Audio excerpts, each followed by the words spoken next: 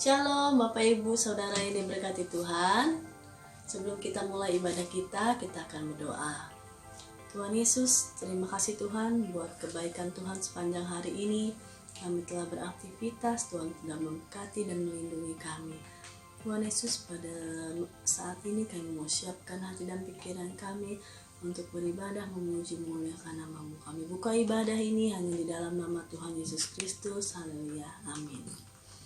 Mari kita nyanyikan pujian Manis Kau Dengar. Ya Tuhanku, aku hendak bernyanyi bagi-Mu selama ku hidup.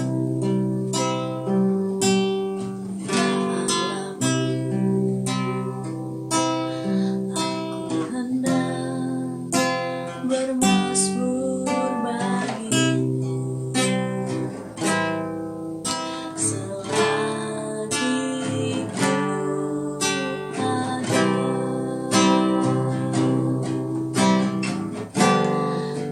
Inilah yang ku renungkan setiap waktu. Nyanyian pujian dan pengagungan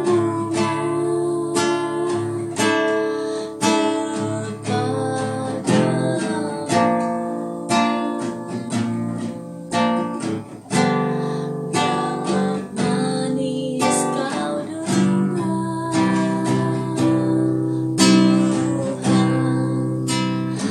Manis Kau dengar, Tuhan. Dan hatiku suka kepadamu. Inilah yang ku renungkan, inilah yang ku renungkan setiap waktu. Nyanyian pujian dan manis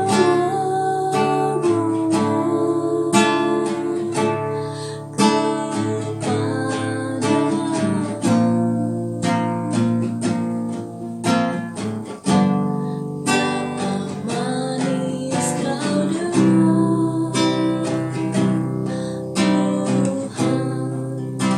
Manis Kau dengar,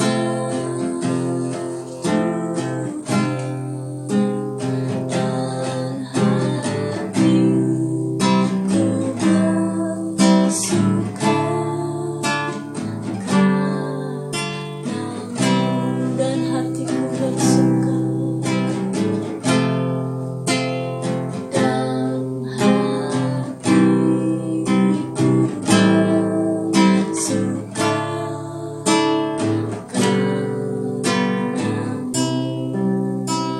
kepadamu. Bapak Ibu Saudara yang diberkati oleh Tuhan, sebelum kita mempelajari kebenaran firman Tuhan, marilah kita berdoa. Bapa di surga, terima kasih saat ini siaplah kami untuk diberkati oleh firman-Mu. Roh Kudus mengurapi kami semua ya Tuhan. Dimanapun kami berada, Kau menjamah kami lewat firman-Mu supaya kami mengerti kehendak Tuhan di dalam nama Tuhan Yesus. Amin. Bapak Ibu Saudara yang diberkati oleh Tuhan, saat ini kita akan belajar bersama-sama mengenai kekhawatiran. Di awal tahun 2020, dunia dikagetkan dengan virus yang baru pertama kali muncul. Mulai dari pekerjaan, bisnis, keluarga kita, semua orang bertanya-tanya bagaimana hal ini terjadi. Dan kalau kita lihat definisi daripada kekhawatiran, menurut Kamus Besar Bahasa Indonesia, adalah takut, gelisah, cemas tentang sesuatu hal yang belum diketahui dengan pasti. Sesuatu yang kita belum ketahui dengan pasti membuat kita khawatir. Pandemi ini tidak tahu sampai kapan akan berakhir. Anak-anak kita yang bersekolah, yang bekerja, atau kita yang punya usaha, kita tidak tahu goncangannya sampai ke depannya seperti apa. Itu sebabnya kekhawatiran ini bisa saja terjadi kepada kita. Itu sebabnya mari kita akan pelajari apa yang Tuhan inginkan dalam kehidupan ini. Kalau kita perhatikan tanda lampu indikator di kendaraan kita, maka ini menunjukkan bahwa kita perlu untuk memakai sabuk pengaman. Itu sebabnya lampu indikator akan menyala apabila penumpang atau supirnya belum memakai sabuk pengaman. Hal yang sama juga terjadi dalam tubuh kita, di mana tubuh akan meresponi apabila kehidupan kita mengalami kekhawatiran. Menurut jurnal konselor, ketika kita mengalami kekhawatiran, ada biasanya sakit punggung, nyeri di kepala, nyeri di otot, biasanya susah untuk pencernaan. Kalau saya pernah nanya di jemaat, mereka rata-rata bilang susah tidur. Poin nomor 5. Ada yang lebih ekstrim, sampai asam lambung naik, akibat mungkin nafsu makan berkurang. Bahkan sampai ada yang sensitif. Tidak bisa ditegur, tidak bisa dinasihati lagi. Bahkan bisa merembet kemana-mana. Dalam pekerjaan kita, mungkin pagi hari kita susah bangunnya karena susah tidurnya semalam, kita bangun dengan sakit badan semuanya. Tubuh kita akan memberikan tanda bahwa kita ada mengalami namanya kekhawatiran. Menurut Alkitab, Amsal 12 ayat 25, kekhawatiran dalam hati membungkukkan orang, tetapi perkataan yang baik menggembirakan dia. Kekhawatiran kita bisa membuat kita bungkuk, artinya kita susah untuk beraktivitas. Kita susah untuk melakukan sesuatu yang Tuhan kehendaki. Kita susah untuk bekerja dan lain sebagainya. Maka segala aspek dalam kehidupan ini, kalau kekhawatiran itu datang, maka itu akan sulit kita kerjakan.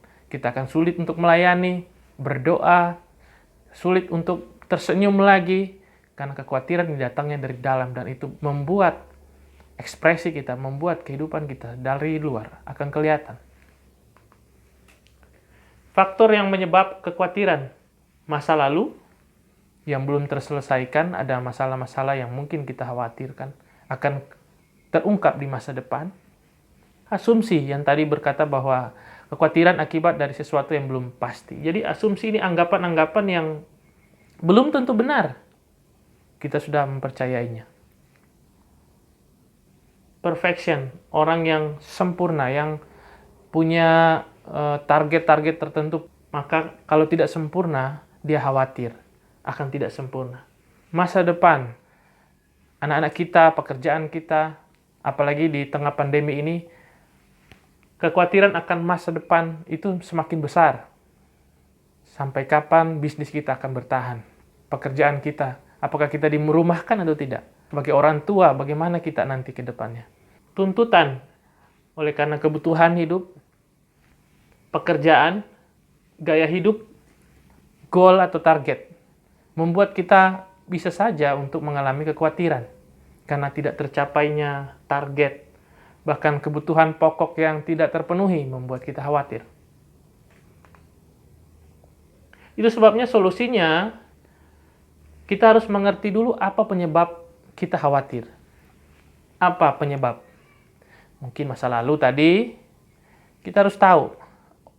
Mungkin keadaan pekerjaan kita, atau apa. Dan mengapa? Mengapa kita khawatir? Mengapa itu membuat kita cemas? Kita harus tahu. Supaya kita bisa meminta tuntunan Roh Kudus untuk bisa menyelesaikan sumber masalahnya. Kalau dia tentang kekhawatiran masa depan, kita akan meminta tuntunan Roh Kudus, kita berdoa kepada Tuhan untuk menguatkan kita, untuk tetap percaya kepada Tuhan. Mencari jawaban lewat baca Alkitab. Tentunya kalau kita baca Alkitab, di video saya yang lainnya, saya berkata bahwa membaca Alkitab membuat kita mengenal diri kita, membuat kita mengerti jalan kita ini salah atau tidak. Yang kedua, kita harus belajar menerima masalah yang kita alami. Setelah kita tahu masalahnya di mana, kita harus belajar. Kalau itu masa lalu, maka kita akan jadikan itu sebagai pengalaman supaya kita tidak salah langkah di masa yang mendatang. Kita belajar untuk berserah. Apapun yang terjadi, terima aja. Pandemi ini awalnya, virus ini awalnya kita bilang tidak akan masuk ke Indonesia. Tapi ujung-ujungnya dia masuk juga. Akibatnya ya terjadilah new normal. Kita harus, mau tidak mau, harus bersahabat. Kata Presiden, kita harus menerima virus ini sebagai bagian dari keadaan yang kita alami sekarang ini. Bukan berarti kita terima virusnya, tapi keadaan ini kita harus terima. Bahwa semua orang mengalami hal yang sama seperti kita. Dan kita harus percaya bahwa Tuhan pasti melindungi kita. Tidak ada sesuatu yang terjadi dalam hidup kita tanpa sepengetahuan Tuhan. Menerima bukan berarti kalah, tetapi soal tanggung jawab, kedewasaan rohani dibutuhkan di sana. Karena kedewasaan itu adalah pilihan. Dan kita harus belajar untuk menghadapinya. Anak-anak tidak mungkin menghadapi masalah yang besar. Mengangkat batu yang besar, benda yang besar. Dia akan meminta tolong kepada orang yang dewasa. Dan orang dewasa biasanya menyelesaikan masalahnya sampai selesai, sampai tuntas. Itu sebabnya kita belajar untuk berserah kepada Tuhan, percaya bahwa Tuhan punya rencana yang terbaik dalam kehidupan kita. Siapakah di antara kamu yang karena kekhawatirannya dapat menambah sehasta saja pada jalan hidupnya? Kalau kita tahu kekhawatiran itu tidak berguna bagi kita, tidak bermanfaat sama sekali dalam pekerjaan kita, menambah sehasta saja, dalam usaha kita, dalam karir kita, dalam urusan keluarga kita, untuk apa kita khawatir? Karena Tuhan bilang tidak ada yang akan berguna di sana. Nah, poin yang ketiga, solusinya adalah masuk dalam komunitas yang mendukung kita. Kita di sana akan sharing masalah kita, tidak terpendam. Bahkan kita akan saling mendoakan, kita praying. Kita berdoa satu dengan yang lain untuk saling mensupport. Carilah seseorang yang bisa dipercaya, yang menjadi teladan, yang sebagai pemimpin rohani kita. Atau mungkin psikolog kita bisa cari. Tapi kita di dalam kerohanian kita, sesama orang percaya, pastilah kita akan saling mendukung.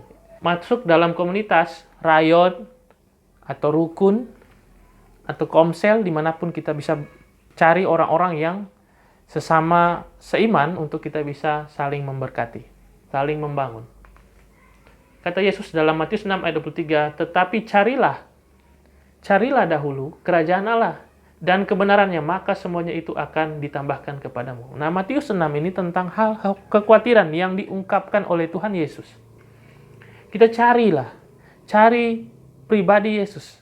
Maka saya percaya di dalam Yesus ada kebenaran. Maka Yesus katakan sendiri dalam Yohanes pasal ke-8 ayat 32, dan kamu akan mengetahui kebenaran, dan kebenaran itu akan memerdekakan kamu.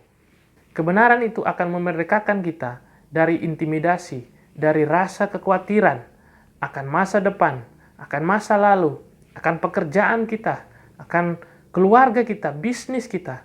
Mari Bapak Ibu Saudara yang diberkati oleh Tuhan, terimalah Yesus secara pribadi. Maka dia adalah sumber kebenaran yang akan datang untuk membebaskan kita dari keterikatan rasa kekhawatiran ini. Dan saya percaya kita akan menjalani masa-masa sulit ini dengan penuh kemerdekaan, dengan kepastian bahwa Tuhan pasti selalu menolong dan menjadikan kita berhasil dalam setiap usaha dan pekerjaan kita. Mari kita berdoa. Bapa di surga, terima kasih saat ini kami sudah belajar sedikit tentang rasa kekhawatiran dan bagaimana kami harus mengatasinya.